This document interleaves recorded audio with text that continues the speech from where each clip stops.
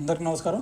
ISPL గురించి ఒక video చేయాలని చెప్పేసి కొంతమంది అడుగుతున్నారు. సో దాంతోపాటు ఐఎస్పీఎల్లో సెలెక్ట్ అవ్వాలంటే అసలు ఏం చేయాలి, దాని తర్వాత ఐఎస్పీఎల్లో సెలెక్ట్ అవ్వాలంటే ఏ స్టేట్ అయితే చాలా బెటర్ అని చెప్పేసి కూడా కొంతమంది అడుగుతున్నారు. సో అయితే వాటికి సంబంధించి అయితే ఈ వీడియోలో అయితే క్లియర్గా మాట్లాడేద్దాం. సో అయితే వీడియోలోకి వెళ్ళే ముందు ఈ వీడియోని అయితే ఒక లైక్ అయితే చేయండి. సో అయితే మనం ఇంకా దీని గురించి మాట్లాడితే ఫస్ట్ ఐఎస్పీఎల్ అంటే గుర్తొచ్చేది ప్రతి ఒక్కరికి ఒక హ్యూజ్ కాంపిటీషన్. కొన్ని వెన్యూస్లో చూసుకుంటే 1300 మంది, 1500 మంది, 2000 మంది, 3000 మంది, ఇలా ఒక హ్యూజ్ క్రౌడ్ అయితే అటెండ్ అవుతున్నారు సెలక్షన్స్కి. మరి ఇలాంటి సిచ్యువేషన్లో చాలామంది లాస్ట్ ఇయర్ కొన్ని ప్రాబ్లమ్స్ అయితే ఫేస్ చేశారు. సో దాంతోపాటు కొంతమంది అనేది ఏంటంటే, అన్న లాస్ట్ టైం మేము సెలక్షన్స్కి అటెండ్ అయ్యాం, కానీ మమ్మల్ని ఎవరు కూడా పట్టించుకోవట్లేదన్న, ఎవరు కూడా మేము ఎలా పర్ఫామ్ చేస్తున్నారు అనేది కూడా చూడట్లేదు, మరి ఇది ఆల్రెడీ ఫిక్స్డా అని చెప్పేసి కూడా కొంతమంది లాస్ట్ టైం అడిగిన సందర్భాలు ఉన్నాయి. సో అయితే వాటి గురించి కూడా ఇప్పుడు మాట్లాడదాం. అయితే ఐఎస్పీఎల్లో ఇంత హ్యూజ్ కాంపిటీషన్ ఉంది కాబట్టి మీరు చేయాల్సిందల్లా ఒకటే, ఫస్ట్ మీరు ఆలోచించాల్సింది ఏంటంటే, ఇంత కాంపిటీషన్లో ఈ కాంపిటీషన్ పక్కన పెట్టేయాలంటే ఏం చేయాలి అనేది ఫస్ట్ ఆలోచించండి. ఈ కాంపిటీషన్ పక్కన పెట్టేయడం అంటే వచ్చిన వాళ్ళందరినీ బారికేడ్లు పెట్టి బయటకు పంపించడం అంటే అలా కాదు. మీరు చేయాల్సింది ఇక్కడ మొత్తం మీకు 4 కేటగిరీలు ఉన్నాయి. ఒకటి batting category, bowling category, allrounder category, ఇంకోటి మీకు వికెట్ కీపర్ బ్యాట్స్మెన్ కేటగిరీ, ఇలా 4 కేటగిరీస్ ఉన్నాయి. సో మరి ఇక్కడ మీరు ఆలోచించాల్సింది ఒక విషయం ఉంది. అదేంటంటే, ఫస్ట్ మీరు ఇంత హ్యూజ్ కాంపిటీషన్లో మేజర్గా అందరూ ఏ కేటగిరీలోకి వెళ్తున్నారు అంటే, మీకు ఒకటే ఒక కేటగిరీ, అది కూడా ఆల్రౌండర్ కేటగిరీలో ప్రతి ఒక్కరు అందరూ కూడా ఆల్రౌండర్ కేటగిరీలో రిజిస్ట్రేషన్ చేసుకుంటున్నారు. మరి అలాంటప్పుడు మీరు చేయాల్సింది ఏంటి అంటే, ఆ ఆల్రౌండర్ కేటగిరీలోకి మీరు వెళ్ళకూడదు. సో దానివల్ల మీకు ఒక హ్యూజ్ కాంపిటీషన్ అయితే బయటకు వెళ్ళిపోయింది. సో మీకు మిగిలి ఉంది బ్యాటింగ్ కేటగిరీ, బౌలింగ్ కేటగిరీ, లేదంటే wicket keeper batsmen category. So మేజర్గా అక్కడ ఒక 1500 మంది వస్తే 1000 మంది ఆల్రౌండర్ కేటగిరీలోకి పోతారు. సో వాళ్ళందరూ నీకు కాంపిటేటర్స్ అవ్వరు. సో నీకు మిగిలిన 500 మంది ఎవరైతే ఉంటారో వాళ్ళు మాత్రం నీకు కాంపిటేటర్స్ ఉంటారు. సో 500 మందిలో కూడా ఒక 200 మంది ప్యూర్ బ్యాట్స్మెన్స్ ఉంటారు, ఇంకొక మహా అయితే ఒక 50 మంది వికెట్ కీపర్ బ్యాట్స్మెన్స్ వెళ్ళిపోతారు. మిగిలిన ఉన్న 150 మంది, 200 మంది నీకు కాంపిటేటర్స్గా ఉంటారు. ఫస్ట్ ఇది ఒకటి ఆలోచించు. సో నీకు ఆ 1300, 1500 మందితో నీకు సంబంధం లేకుండా ఉండాలి అంటే, నీకు ఆ 200, 300 మందితో మాత్రమే సంబంధం ఉండాలి అంటే, నువ్వు ఆల్రౌండర్ కేటగిరీకి వెళ్ళమాకు. ఈ ప్యూర్ బ్యాట్స్మెన్, ప్యూర్ బౌలర్లో మాత్రమే పడు. సో ఫస్ట్ చెప్పే స్టెప్ అయితే నేను అది. సో దాని తర్వాత మరి ఆల్రౌండర్కి వెళ్తే ప్రాబ్లమ్స్ ఏమున్నాయి, వికెట్ కీపర్ బ్యాట్స్మెన్గా లేదంటే బౌలర్గా వెళ్తే ఎన్ని అడ్వాంటేజెస్ ఉన్నాయి అనేది ఫస్ట్ ఆలోచించు.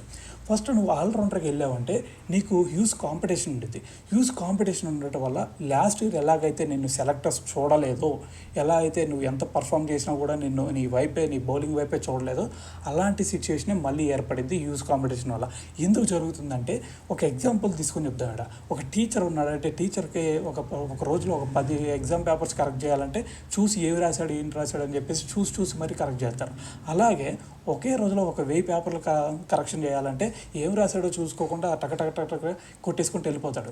సో అక్కడ వాడికి టార్గెట్ వైపు ఇదంతా కంప్లీట్ చేయాలనే ఆలోచనలో ఉంటారు. సో కాబట్టి అదే సిచ్యువేషన్ ఇక్కడ ఐఎస్పీఎల్లో కూడా జరుగుతుంది. సో ఇక్కడ లాస్ట్ టైం జరిగింది కూడా సేమ్ సిచ్యువేషన్. అక్కడ ఒకేసారి ఆల్రౌండర్స్ 1000 మంది ఉంటే వాళ్ళందరినీ కంప్లీట్ చేయాలనే ఉద్దేశంతో వాళ్ళు సెలక్షన్స్ ట్రయల్స్ పెట్టినట్టుగా అనిపించింది తప్ప, అక్కడ మనకి వాళ్ళు ఎవరు మంచి ప్లేయర్స్ ఉన్నారు అని కూడా చూసిన సందర్భం కూడా చాలా తక్కువగా కనిపించింది. సో దానివల్ల చాలామంది కూడా కంప్లీట్ చేశారు. సో అయితే మరి అలాంటి సిచ్యువేషన్ అయితే మీకు ఎదురైతే ఒక ఆల్రౌండర్ కేటగిరీలో పడ్డారు అంటే మళ్ళీ సేమ్ సిచ్యువేషన్ ఇయర్ కూడా అదే జరిగింది. సో మరి అలా జరగకూడదంటే, సో దాంతోపాటు ఆల్రౌండర్ కేటగిరీలో ఇంకా ఏమైనా ఇబ్బందులు ఉన్నాయంటే, మీరు అక్కడ 2 కేటగిరీస్, మీరు బ్యాటింగ్ ప్రూవ్ చేసుకోవాలా, బౌలింగ్ ప్రూవ్ చేసుకోవాలా. బ్యాటింగ్లోకి వచ్చేసరికి మీ దగ్గర హిట్టింగ్ ఎబిలిటీ ఉందని ప్రూవ్ చేసుకోవాలా. దాని తర్వాత మీరు ఒక క్లాసికల్ బ్యాటింగ్ చేయగలరు అనేది కూడా ప్రూవ్ చేసుకోవాలి. ఎందుకంటే మీరు చాలామందికి ఒక డౌట్ వచ్చి ఉండేది, అన్న లాస్ట్ టైం మేము బ్యాటింగ్ ట్రై చేసినప్పుడు వాడు హిట్టింగ్ చేయమన్నాడు, అయినా సరే మేము హిట్టింగ్ చేసాం, 6 బంతుల్లో 6 హిట్లు చేసాం, అయినా సరే నా పేరు సెలక్షన్లో రాలేదు అంటే రాదు. ఎందుకంటే నీ దగ్గర ఒక క్లాసికల్ బ్యాటింగ్ ఉందా లేదా అనేది కూడా వాడు మెయిన్గా చూసుకుంటాడు. ఎందుకంటే నువ్వు ఇక్కడ 120, 110 పేస్ మాత్రం ఎదుర్కొంటున్నావు ఇక్కడ టెన్నిస్ బాల్తో. కానీ నిన్ను వాడు నెక్స్ట్ టైం ఐపీఎల్లో వాడు సెలెక్ట్ చేయాలి. ఐపీఎల్లో సెలెక్ట్ చేసేటప్పుడు 140, 150 పేస్ వచ్చింది. మరి ఆ పేస్ నువ్వు ఎదుర్కోవాలంటే ఖచ్చితంగా నీ దగ్గర క్లాసికల్ బ్యాటింగ్ ఉండాలి. సో దాంతోపాటు నువ్వు ఎలా బాల్ని ఎదుర్కొంటున్నావు, బాల్ దగ్గరికి ఎలా ముందుకు వెళ్తున్నావు, ఎలా హిట్టింగ్ చేస్తున్నావు అనేది కూడా వాడు మొత్తం గమనిస్తాడు. సో అవన్నీ కేటగిరీస్ అవన్నీ నీ దగ్గర ఉంటే మాత్రమే నేను సెలెక్ట్ చేస్తాడు. సో దాంతోపాటు బౌలింగ్ కూడా నువ్వు చేయాలా ఆల్రౌండర్ అంటే. సో నీ దగ్గర 140 130 పేస్ పడుతుందంటే మాత్రమే నిన్ను పిక్ చేసుకుంటాడు. సో ఈ రెండు నువ్వు ప్రూవ్ చేసుకోవాలి ఆల్రౌండర్గా ఉండాలంటే. సో దాని తర్వాత మరి అంత ప్రూవ్ చేసుకునే బదులు నువ్వు ఆ కాంపిటీషన్ నుంచి బయటకు వచ్చి ఒక క్లీన్ బ్యాట్స్మెన్ గాను, వికెట్ కీపర్ బ్యాట్స్మెన్ గాను, బౌలర్ గాను ట్రై చేస్తే నీకు చాలా అంటే చాలా ఛాన్స్ ఉంటుంది. సో మరి ఒక బ్యాట్స్మెన్గా అయితే నువ్వు ప్రూవ్ చేసుకోవాల్సింది ఓన్లీ నీ దగ్గర ఒక క్లాసికల్ బ్యాటింగ్ ఉంది, లేదంటే హిట్టింగ్ ఎబిలిటీ ఉంది అనేది ప్రూవ్ చేసుకుంటే చాలు. దాంతోపాటు నీకు హెవీ కాంపిటీషన్ తగ్గిపోతుంది.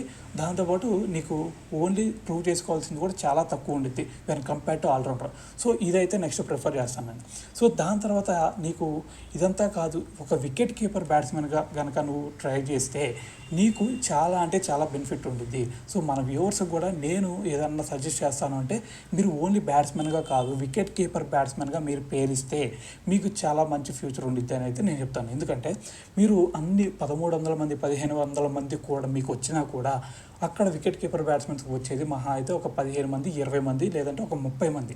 సో వాళ్ళందరూ నీ కాంపిటేటర్స్ అవ్వరు. ఈ 30 మందిలో మాత్రమే నీ కాంపిటీషన్. సో దానివల్ల నీకు వికెట్ కీపింగ్ స్కిల్స్ ఉండి అనేది నువ్వు ప్రూవ్ చేసుకొని, దాని తర్వాత హిట్టింగ్ ఎబిలిటీ, దాని తర్వాత క్లాసికల్ బ్యాటింగ్, ఈ 3 ఉన్నాయి అని కనుక ఆ 30 మందిలో నువ్వు ముందు ఉండగలిగితే ఖచ్చితంగా నువ్వు సెలెక్ట్ అవుతావు. సో దాని తర్వాత ఇంకోటి ఏందయ్యా అంటే బౌలర్.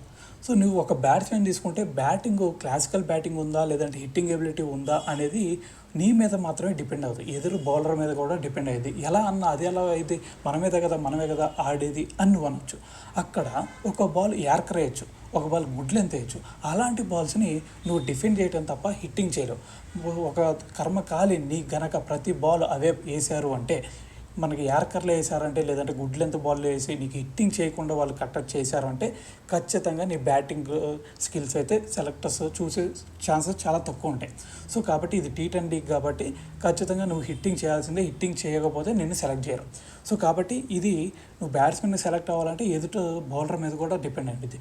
కానీ నీకు ఒకే ఒక ఆప్షన్, ఎవరి మీద డిపెండ్ అవ్వకుండా నీ భుజబలాన్ని నువ్వు నమ్ముకొని నువ్వు సెలెక్ట్ అవ్వాలి అంటే నీకున్న ఒకే ఒక ఛాన్స్ యాజ్ ఎ బౌలర్గా నువ్వు ట్రై చేస్తే నువ్వు నీ భుజబలాన్ని నమ్ముకొని నువ్వు సెలెక్ట్ అయిపోవచ్చు. మరి ఒక బౌలర్గా అయితే మరి వాళ్ళు ఏం చూస్తారు అంటే ఏమీ చూడరు. నువ్వు వేరియేషన్స్ వేస్తున్నావు అనేది కూడా పట్టించుకోరు. వాళ్ళు చూసే ఒకే ఒక్క మంత్రం ఏంది అంటే పేస్ ఎలా వేస్తున్నావు అనేది మాత్రమే, ఏ లెంత్లో వేస్తున్నావు, నీ పేస్ ఎంత ఉంది అనేది మాత్రమే చూస్తారు. సో ఇది మాత్రం గుర్తుపెట్టుకోండి. సో ఫుల్ టాస్లో పడతాం లేదంటే యార్కర్లో అలాంటివి ట్రై చేయకుండా నువ్వు గుడ్ లెంత్లో బాల్ పెట్టి నీ పేస్ని ఇంక్రీజ్ చేస్తే ఖచ్చితంగా ఎలాంటి సెలెక్టర్ అయినా సరే నీకు ఫ్యాన్ అయిపోతాడు. వచ్చి నీ దగ్గరికి వచ్చి నీ పేరు ఖచ్చితంగా రాసుకుంటాడు. ఇది మాత్రం గుర్తుపెట్టుకోండి. సో మన వ్యూవర్స్కి అయితే నేను ఫస్ట్ సజెస్ట్ చేసేది యాజ్ ఎ బౌలర్గా ట్రై చేయండి. లేదంటే బౌలింగ్ రాకపోతే ఒక వికెట్ కీపర్ బ్యాట్స్మెన్గా ట్రై చేయండి. అది కూడా వికెట్ కీపింగ్ కూడా రాదు అంటే ఒక బ్యాట్స్మెన్గా అయితే ట్రై చేయండి. సో ఈ ఆల్రౌండర్ కేటగిరీలోకి వెళ్ళి మళ్ళీ లాస్ట్ టైం జరిగినట్టే మళ్ళీ జరగనివ్వకండి. సో ఇదైతే నేను చెప్తాను. సో దాని తర్వాత ఇంకా కొంతమంది అడుగుతుంది ఏంటంటే ఏ స్టేట్ నుంచి అయితే చాలా బెటర్ అని చెప్పేసి కొంతమంది అడుగుతున్నారు.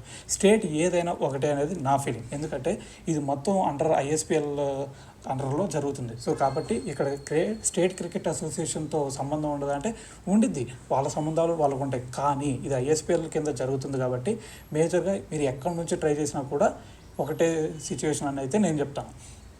సో అయితే మరి ఒకవేళ లాస్ట్ ఇయర్ మీరు ఆల్రెడీ ఒక ప్లేస్ ఒక వెన్యూలో అయితే మీరు రిజిస్ట్రేషన్ చేసుకుని ఉంటారు. ఈసారి అక్కడ రిజిస్ట్రేషన్ చేసుకోవాల్సిన అవసరం లేదు, ఫ్రీగా మళ్ళీ మీరు ట్రయల్స్ ఇవ్వచ్చు. సో కానీ కొత్తగా మళ్ళీ అక్కడ మీరు ఒకవేళ ట్రయల్స్ జరిగి మీరు మంచి పర్ఫార్మెన్స్ ఇచ్చినా మిమ్మల్ని పట్టించుకోలేదు అంటే నేను సజెస్ట్ చేసే సెకండ్ వెన్యూ ఏదైనా ఉందంటే అది ముంబై. సో ముంబైకి అయితే వెళ్ళిపోండి. సో అక్కడైతే మీ ట్రయల్స్ అయితే ఇవ్వండి. సో ఇదైతే నేను సెకండ్ సజెస్ట్ చేస్తాను. సో దాని తర్వాత ఒక బౌలర్స్కి అయితే నేను సపరేట్గా చెప్పాలనుకుంటుంది ఏంటి అంటే మీరు ఇంకా 4 నెలలు ఉంది టైం. సో ఈ 4 నెలల్లో మీరు 20 to 30 km/h అయితే మీరు ఇంక్రీజ్ చేసుకోవచ్చు మీ పేస్ని. సో కాబట్టి దీనికి సంబంధించి ఏదన్నా డౌట్స్ ఉంటే అడగండి.